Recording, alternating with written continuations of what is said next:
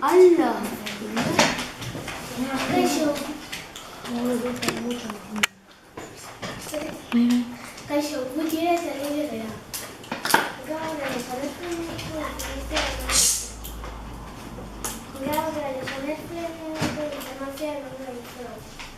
Alexander Fleming aukeratu dugu oso interesgarri ikusten zitugulako. Alexander Fleming ez da izan mila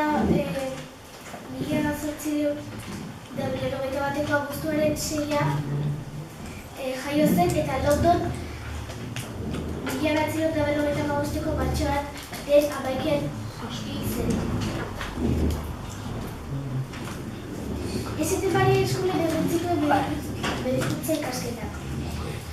St. Maria Eskolen ospitalean txertoen ekoizpen eta hobekuntzarako egin zuen lan Lehen Mundu Gerra hasi arte. Lehen Mundu Gerran egin zen Frantzian. Bertan harrituta geratu zen inplikatutako zauriek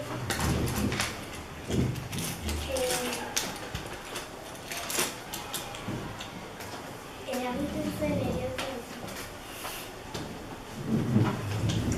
Osasun zen infektazioa egiten zen soldaduen zauriak zirela eta gerra bertan St. Maria ikabera bueltatu zen eta infektatutako zauriek zuten agonia ekiditeko atxatzeko bere aurkikuntza garrantzitsuena penicillinarena izan zen.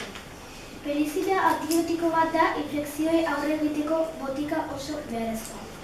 Bere